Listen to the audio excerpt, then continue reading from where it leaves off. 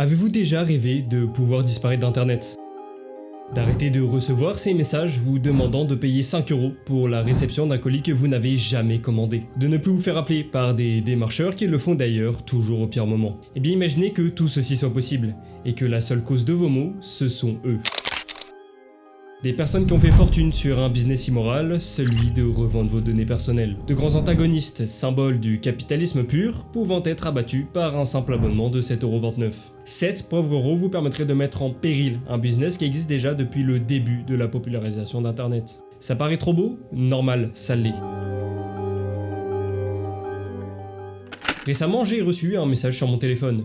L'exemple typique du scam essayant de me faire sortir ma carte de crédit. Mais cette fois-ci, c'était différent.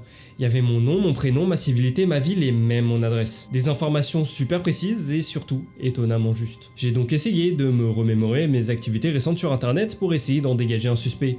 Mais rien n'y fait, c'est comme si le scammer avait enquêté sur moi. Sauf que non, et la réponse est bien plus simple. Ce mec est en réalité seulement le client d'un commerce qui le dépasse, celui des data brokers. Vous ne les connaissez peut-être pas, mais sachez que eux, ils vous connaissent. Et ce bien plus que ce que vous ne pouvez ne penser. Et ça sur tout un tas d'aspects de votre vie. Par exemple, prenons ceux qui s'occupent de la vente de données d'un point de vue marketing, et qui par ailleurs sont les plus courants. Ils récoltent vos données de navigation et d'achat pour essayer de prédire ce dont vous avez envie, et vous pousser à la consommation. Ça, c'est le haut de l'iceberg. Ensuite, vous avez ceux spécialisés dans la finance. Ils vont généralement à des banques, des assureurs, voire même des géants du e-commerce. Cette fois, l'objectif vous impacte un peu moins, du moins j'espère. Parce qu'ils s'occupent de la détection des fraudes et de la gestion des risques. Sauf que pour faire tourner tout ça, ils ont besoin d'infos très précises sur vous, et ça, c'est déjà un peu plus dérangeant. Ils arrivent à avoir accès à des informations, comme votre historique de transaction, vos crédits, et même vos dettes. Ils savent absolument tout de votre situation financière. Descendons encore d'un étage.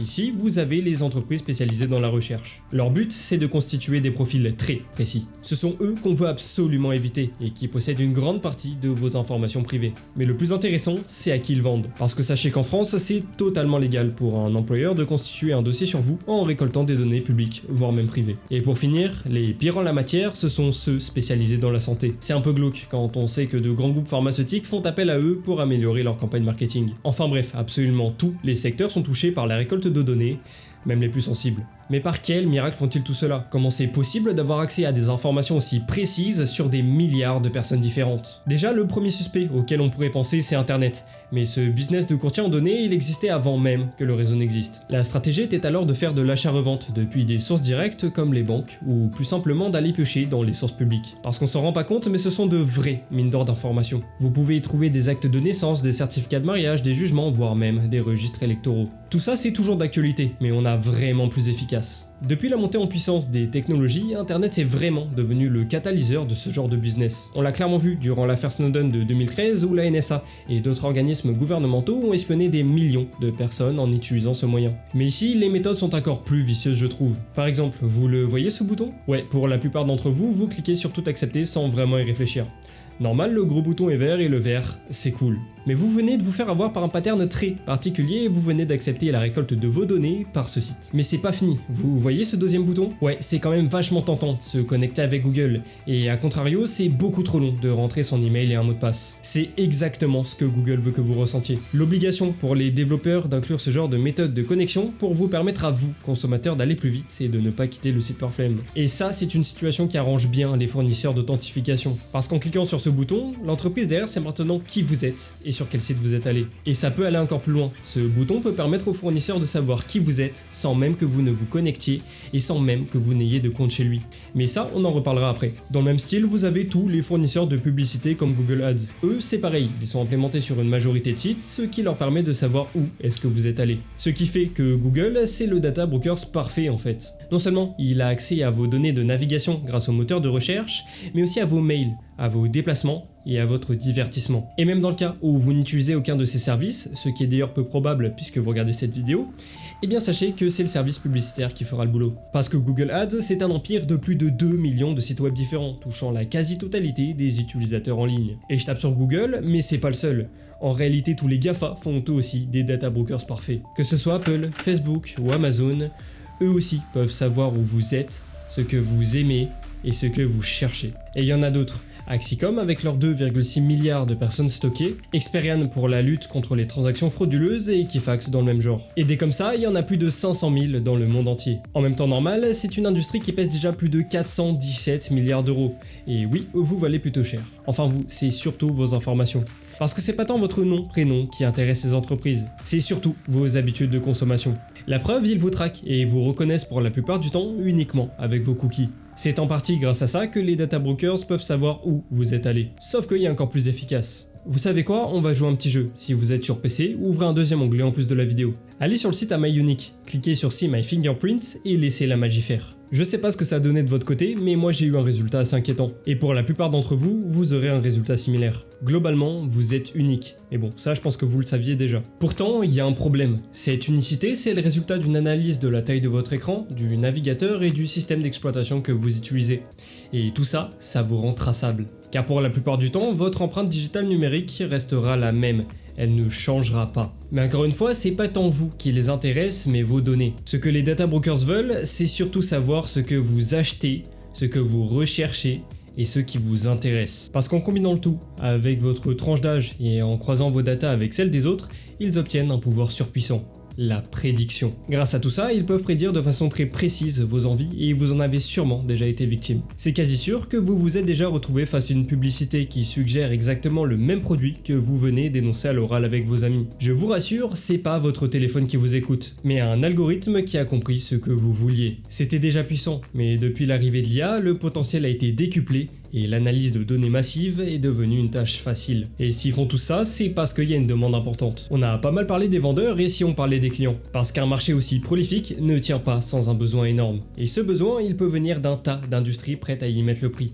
Évidemment, il y a le e-commerce. En même temps, c'est 7 à 10% de leur chiffre d'affaires global que ces entreprises mettent sur le marketing. On a aussi les banques qui, comme on l'a dit plus tôt, ont besoin de données afin d'éviter les fraudeurs. Ça leur sert aussi à connaître les habitudes de leurs clients et leur stabilité financière afin de oui ou non leur octroyer un crédit. Il peut aussi y avoir des chercheurs pour avoir de la matière au niveau des statistiques. C'est beaucoup plus simple pour eux de faire appel à ces services à moindre coût plutôt que de se lancer dans tout un système de récolte de données. Mais là où ça commence un peu à vriller, c'est qu'il peut aussi y avoir des scammers qui profitent de toute cette organisation. Parce que même si certains se servent des fuites de données pour récupérer massivement des emails, des prénoms et des numéros de téléphone, ces databases ne sont pas vraiment de très bonne qualité. Non seulement ils n'ont pas la certification que toutes ces données ne soient encore valides et actives, mais surtout ils n'ont pas d'indication sur la tranche d'âge. Chose qui les intéresse grandement par ailleurs. C'est beaucoup plus simple d'arnaquer une grand-mère naïve plutôt qu'un ado à l'affût. On peut aussi avoir des agences de renseignement gouvernementales, mais je m'avance pas trop sur ce sujet, les sources sont un peu shady. Et cette simplicité pour acheter ces informations en masse, ça pose de nombreux problèmes.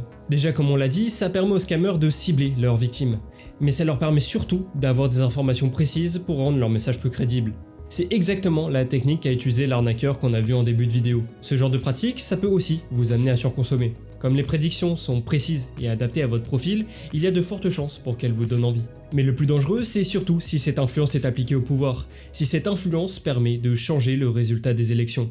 Durant la première campagne de Trump en 2015, l'équipe de communication s'est servi d'un petit coup de boost d'une entreprise récente créée par un chercheur du Cambridge. Ce mec a eu une stratégie de génie malgré son manque clair d'éthique. Il s'est mis à développer un site de questionnaire en ligne. Vous savez, le genre de site sur lequel vous pouvez tester votre QI. À la seule exception près que cette fois, il fallait s'inscrire avec son compte Facebook. Ouais, encore ce bouton des enfers. Et en plus, en se connectant, même si la plupart des gens n'y ont pas vraiment fait attention, l'application demandait un nombre faramineux d'autorisations. Donc déjà, comme stratégie, c'est relativement efficace. On compte environ 270 000 comptes qui ont utilisé l'application.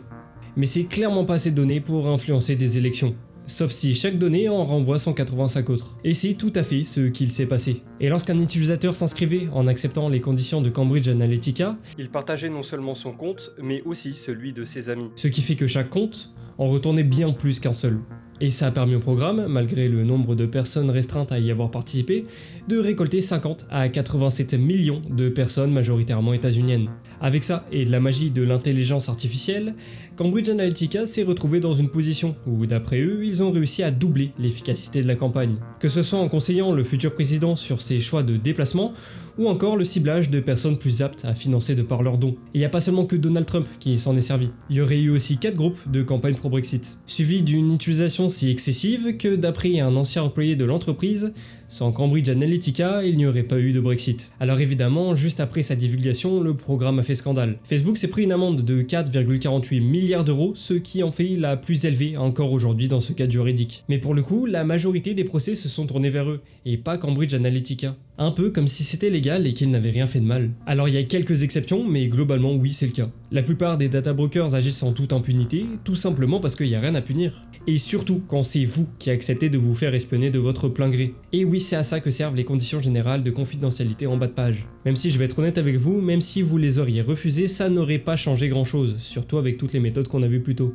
Et la législation n'aide absolument pas le cas. Surtout qu'ici, le terrain de chasse, c'est Internet. Les pays ont donc souvent du mal à suivre. Au point qu'aux États-Unis, il n'y a aucune loi qui protège les citoyens contre les data brokers. En France et dans l'Union européenne en général, on arrive à suivre un peu. Depuis 2018, on a la RGPD qui permet de réguler un peu ce marché de données. Mais il y a de nombreuses zones grises que les courtiers prennent plaisir à pénétrer, leur permettant de contourner pour la plupart du temps le règlement. Mais ça reste notamment grâce à ça qu'on peut refuser les cookies de traçage. Et c'est également grâce à ça qu'on peut théoriquement demander de se désinscrire de la liste des courtiers. Sauf que c'est chiant à faire. Pour se désinscrire complètement, il faudrait envoyer une lettre à chacune des 5000 entreprises et ce au même moment puisqu'elles se rachètent des informations entre elles. C'est pourquoi un certain type d'entreprises se sont récemment créées. Un business model qui a instantanément marché en raison du ras-le-bol commun des utilisateurs d'internet. Sur le marché, il existe pour le moment deux gros leaders.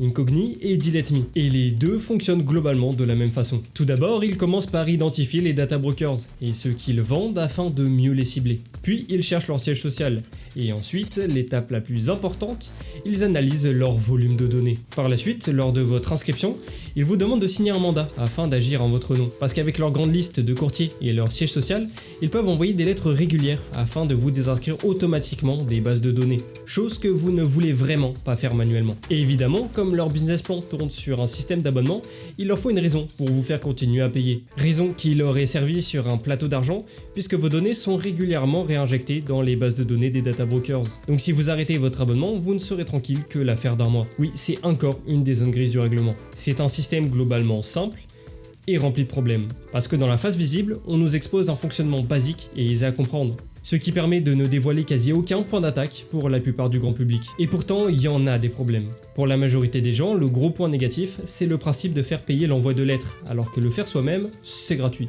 Je trouve ça pas très fair, sachant le temps que ça prendrait de se désinscrire de toutes les bases de données. Ça me paraît ok de payer un tel service. Par contre, là où je suis d'accord, c'est qu'il y a un gros problème d'efficacité. Incogni ne recense qu'environ 250 data brokers. On est quand même un peu loin des 5000 qui existent dans le monde entier. Et l'explication, elle est simple, ces solutions ne visent en majorité qu'un seul type de courtier. Ceux qui s'occupent de construire un profil détaillé de votre personne. Ce qui fait qu'ils délaissent en vérité une grande et même majeure partie du marché. De plus, il n'y a pas tous les pays qui sont couverts par un règlement aussi efficace que celui du RGPD. Par exemple, aux États-Unis, les entreprises n'ont pas vraiment d'obligation légale de supprimer des données lorsqu'on leur en adresse la demande. Même si nous, ça nous atteint pas spécialement, la campagne marketing reste la même partout et assure une suppression efficace. Et le plus problématique, c'est qu'il y a certaines données qui sont juste ineffaçables, et ce, peu importe où vous vous trouvez dans le monde. Comment, à votre avis, ce serait possible de supprimer vos données sachant qu'elles sont sous forme de cookies? Comment les supprimer sachant qu'elles n'expriment même pas votre nom, mais simplement vos habitudes de navigation elles-mêmes mélangées à plein d'autres données qui ne vous appartiennent même pas? C'est tout simplement impossible. Et même si on met tout ça de côté et qu'on se focalise uniquement sur l'entreprise elle-même, il y a toujours de gros problèmes à corriger comme l'utilisation massive de ce qu'on appelle les dark patterns. C'est une notion que vous connaissez tous sans vraiment le savoir. C'est par exemple la petite ligne en bas d'un contrat qui ajoute une condition que vous n'auriez jamais acceptée. Ça, c'est un dark pattern et c'est normalement assez réglementé. Mais comme il n'existe pas de liste exhaustive, ça reste généralement une zone grise. Surtout que certains sont assez compliqués à sanctionner, comme mettre une couleur vive sur le bouton accepter et une couleur proche de l'arrière-plan sur le bouton refuser. Et le tout pour vous faire cliquer sur le bouton qui les arrange le plus. Chez Incogni, le gros dark pattern se trouve sur leur dashboard. C'est le nombre de données supprimées qui est en réalité un peu gonflé. Lorsqu'on vous explique que 400 données ont été supprimées, on parle en fait de données potentiellement supprimées par les data brokers. Parce que déjà, il est possible qu'ils ne vous aient même pas dans leur base de données, et pourtant ça sera quand même compté. Et il est aussi possible que les data brokers n'aient même pas accepté la demande, comme dans le cas où vous habitez aux États-Unis ou dans un autre pays qui manque de législation forte à propos de la protection des données. Et en plus des chiffres gonflés, il y a un peu plus chiant. Si vous avez payé le service avec leur partenaire Surfshark ou NordVPN, eh bien vous devrez envoyer un mail au service client pour vous désabonner. Chose qui est complètement interdite en France, il y a des lois qui encadrent le tout. Mais pour autant, est-ce que ces entreprises vous mentent avec des promesses irréalisables et un service inutile? Et est-ce que ces services, c'est de l'arnaque? Eh bah pas vraiment, il y a quelques nuances à ajouter. En soi, ils font exactement ce qu'ils promettent. Ils envoient des lettres à votre place et ça, c'est indéniable. Maintenant, est-ce que c'est utile? Pas vraiment. Tant que les data brokers pourront se trouver dans des zones grises, ils pourront continuer à jouer au jeu de façon déloyale. Ils pourront continuer à vous réinscrire dans leur base de données ou trouver un moyen pour racheter vos informations. Et en même temps, c'est le principe de leur business. Ils n'ont absolument aucun intérêt de vous blacklister de leurs services, puisque les data brokers vivent de vos données. En revanche, comme le site ne vise qu'exclusivement les courtiers qui ont votre nom et la plupart de vos infos perso comme votre numéro de téléphone, ça reste un service intéressant dans le cadre où vous voulez éviter le plus possible de vous faire spammer par les scammers. Même s'ils peuvent se servir de d'autres bases de données comme celles qui ont fuité, ils achètent généralement chez les courtiers reconnus. Le service d'Incogni ou DeleteMe peut aussi vous servir dans des situations de dox, c'est-à-dire d'éviter que n'importe qui de mal intentionné puisse retrouver vos informations personnelles pour faire des choses bien plus graves comme du swatting. Mais ça ne laisse que très peu d'utilité pour un service qui coûte tout de même 87 € à l'année pour l'offre la moins chère. Ça ne sera sûrement pas votre abonnement le plus rentable niveau utilité-prix, mais ça a au moins le mérite de soulever un point important, il faut que les choses changent. Même si dans l'Union Européenne, quelques mesures ont été prises, je vous le rappelle que ce n'est vraiment pas le cas partout dans le monde. Malgré ça, la cause avance. En France, la CNIL, l'organisme qui s'occupe de la protection des données utilisateurs, a déjà infligé plusieurs amendes à des entreprises importantes comme Google, Amazon ou Carrefour. Les gens sont de plus en plus sensibilisés à ce sujet et sont de plus en plus exigeants. Et c'est notamment dû à tous les scandales qui ont éclaté, comme celui d'Edward Snowden. C'est là qu'on a compris à quel point nos informations valaient de l'or et à quel point il fallait les protéger. Maintenant, vous savez enfin comment ces arnaqueurs ont votre numéro de téléphone. Le meilleur moyen actuellement pour les éviter, c'est donc de faire attention à ce que vous acceptez et où est-ce que vous allez. Soyez vigilants à votre activité en ligne. Bon, ça fait quelques temps que j'ai pas sorti de vidéo, j'espère tout de même que celle-ci vous aura plu. Si vous voulez me soutenir, vous pouvez vous abonner, liker et commenter la vidéo, ça aide vraiment pour le référencement. Et pour ceux qui veulent vraiment plus de contenu, j'ouvre une chaîne secondaire un peu plus chill. J'y publierai quelques tutos et j'y ferai quelques vlogs. Vous pourrez aussi trouver mon Discord en description, j'y publie régulièrement l'avancée des vidéos.